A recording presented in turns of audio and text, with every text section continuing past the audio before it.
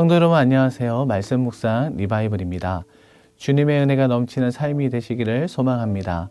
오늘 하나님께서 우리에게 주신 말씀은 시편 7편 1절에서 5절까지 말씀입니다. 함께 읽겠습니다. 여호와 내 하나님이여, 내가 주께 피하오니 나를 쫓아오는 모든 자들에게서 나를 구원하여 내소서. 건져낼 자가 없으면 그들이 사자같이 나를 찢고 뜯을까 하나이다. 여호와 내 하나님이여, 내가 이런 일을 행하였거나 내 손에 죄악이 있거나 화친한 자를 악으로 갚았거나 내 대적에게서 까닭 없이 빼앗았거든 원수가 나의 영혼을 쫓아 잡아 내 생명을 땅에 짓밟게 하고 내 영광을 먼지 속에 살게 하소서. 셀라. 살다 보면 억울한 일을 당할 때가 있죠. 내가 하지 않은 일로 오해를 받기도 하고 또 선한 의도로 행한 일이 악하게 왜곡되기도 합니다. 그럴 때 사람들은 억울함을 풀기 위해 자신의 힘으로 문제를 해결하려고 하는데요. 그러나 오늘 본문에 나오는 다윗은 달랐습니다. 시편 7편은 다윗이 베냐민 사람 구시의 일로 인해 하나님께 드린 탄식시인데요. 정확한 사건은 알 수는 없지만 다윗이 거짓 비난과 억울한 모함을 당했던 상황임은 분명합니다. 그는 사람들에게 변명하기보다 하나님께 달려가서 자신의 억울함을 아뢰며 공의로운 재판장이신 하나님께 판단을 맡겼습니다. 오늘 본문은 바로 억울함 속에서도 하나님을 신뢰하는 믿음과 자신의 삶을 돌아보는 겸손한 자세를 보여줍니다. 본문 1절 말씀에서 다윗은 고백합니다. 여호와 내 하나님이여, 내가 주께 피하오니. 다윗은 억울한 일을 당했을 때 가장 먼저 하나님께 달려갑니다. 피한다라는 말은 전쟁 중에 견고한 성으로 도망가는 모습을 의미합니다.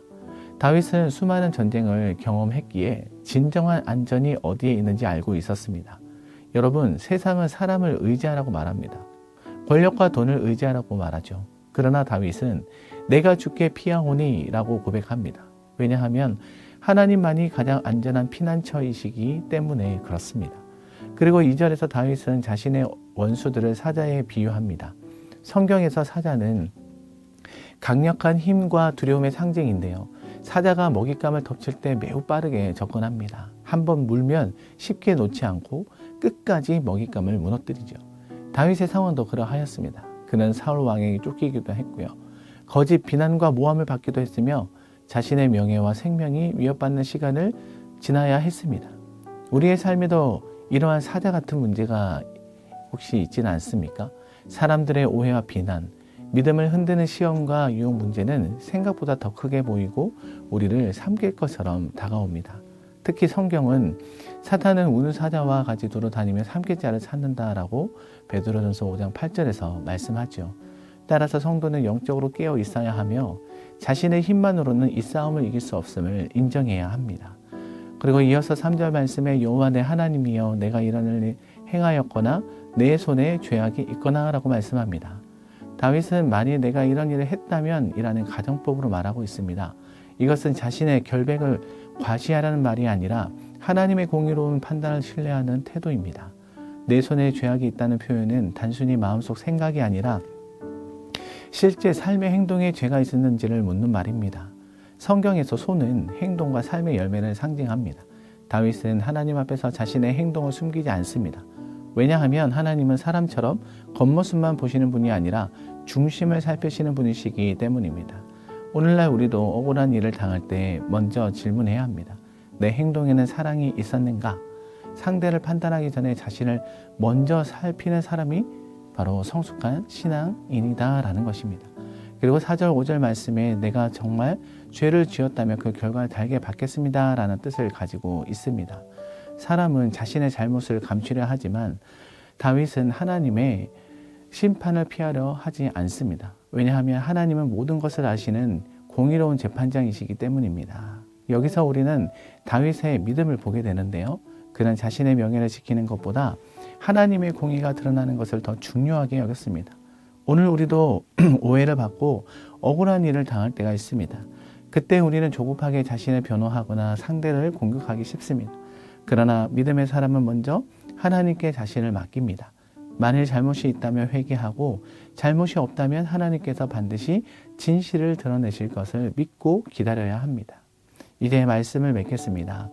오늘 본문을 통해서 우리는 억울한 상황 속에서도 믿음의 사람이 어떤 자세를 가져야 하는지를 분명하게 보여주고 있습니다. 다윗은 원수의 공격 앞에서 사람을 찾아가지 않고 먼저 하나님께 피하였습니다. 그리고 자신의 억울함만 주장하지 않고 하나님 앞에서 자신의 삶을 먼저 돌아보았으며 자신의 결백을 하나님의 공의로운 심판에 맡기면서 하나님의 판단을 기꺼이 받아들이는 믿음을 보였습니다. 오늘 우리도 살다 보면 오해를 받고 비난을 당하며 이유 없이 상처를 받을 때가 있죠. 그때 세상은 즉시 변명하고 맞서 싸우며 보복하라고 말합니다. 그러나 하나님의 사람은 다르게 반응합니다. 먼저 하나님께 겸손히 엎드리며 자신의 마음을 살펴봅니다. 그리고 하나님의 공의를 끝까지 신뢰하죠. 왜냐하면 하나님은 우리의 눈물과 억울함을 모두 아시는 공의로운 재판장이시기 때문입니다. 사람의 판단은 틀릴 수 있지만 하나님의 판단은 결코 틀리지 않습니다.